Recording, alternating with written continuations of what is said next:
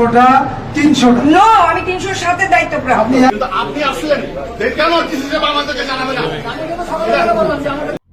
একই সরকারি অফিসে দুজন এমপির টানা 1 ঘন্টার হাতাহাতি সমতুল্য বাকযুদ্ধ।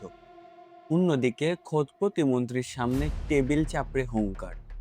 নতুন বাংলাদেশে কি শুরু হয়ে গেছে চরম নিয়ন্ত্রণহীন ক্ষমতার চরম কামড়াকামড়ি? জামাতকে ঠেকাতে বিএনপির সুদূর প্রসারী রাজনৈতিক কৌশল কি নিজেদের গৃহযুদ্ধের করুণ মহড়া? উত্তর জানতে চোখ রাখুন আজকের বিশেষ অনুসন্ধান। একটি সাধারণ সরকারি পরিদর্শন কক্ষ, আর সেই কক্ষে নামফলককে কেন্দ্র করে রাষ্ট্রের 2 সংসদ সদস্যের ঘণ্টাব্যাপী নজিরবিহীন বাকযুদ্ধ। অন্যদিকে জেলা প্রশাসক কার্যালয়ে ঢুকে প্রতিমন্ত্রীকে অবরুদ্ধ ও অপদস্থ করার ঘটনা। প্রশ্নটা তাই সৈয়দপুর বা চাঁপাইনবাবগঞ্জের ডিসি অফিসের 4 দেয়ালে সীমাবদ্ধ নেই। প্রশ্নটা এখন রাষ্ট্রের ক্ষমতার কেন্দ্রে। রাজনীতি বিশ্লেষকদের মতে জামায়াতের নির্বাচিত 68 জন পুরুষ এমপির আসনের বিপরীতে বিএনপি তাদের 37 জন সংরক্ষিত নারী সংসদ সদস্যকে প্রশাসনিক তদারকির দায়িত্বে বসিয়েছে।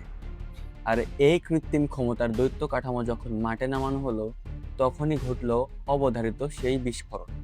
গত 25শে আগস্ট মঙ্গলবার নীলফামারী 4 আসনে সরাসরি ভোটে নির্বাচিত জামায়াত এমপি হাফেজ মাওলানা আব্দুল মোন্তাকিম সৈয়দপুর উপজেলা পরিষদে পরিদর্শন কক্ষ উদ্বোধনে যান। কিন্তু উদ্বোধনের ঠিক আগ মুহূর্তে বিএনপির সংরক্ষিত নারী এমপি বিলকিস ইসলাম নামফলকে নিজের নামে না দেখে ক্ষোভে ফেটে পড়েন। এখানে আমাকে কেন প্রধান অতিথি করা হয়নি? এই রুম কি কারো বাপের সম্পত্তি? এমপি বিলকিস ইসলামের এমন প্রশ্নের শুরু হয় টানা 1 ঘন্টা রুদ্ধশ্বাস পরিস্থিতি। সাংবিধানিক প্রটোকলের কথা তোলা হলেও বিলকিস ইসলাম হুঙ্কার দিয়ে বলেন, আমি 1 চুলো ছাড় দেব না, ঘটনা সংসদে তুলব। কিন্তু প্রশ্ন হচ্ছে, একই প্রশাসনিক এলাকায় কি দুজন এমপি সমান্তরালভাবে রাজত্ব করতে পারেন?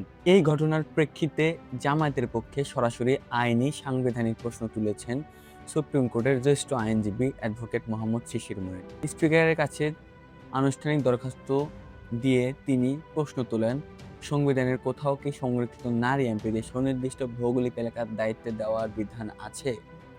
অন্যদিকে বাইরে যখন প্রতিপক্ষকে ঠেকানোর প্ল্যান চলছে, ঠিক তখনই নিজেদের ঘরে শুরু হয়েছে চরম গৃহযুদ্ধ।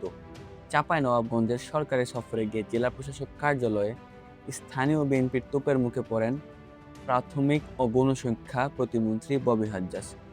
আমন্ত্রণের তোয়াক্কা না করে ডিসি অফিসে ঢুকে প্রতিমন্ত্রীর টেবিল চাপড়ে কৈফিয়ত চায় নিজ দলের একাংশ।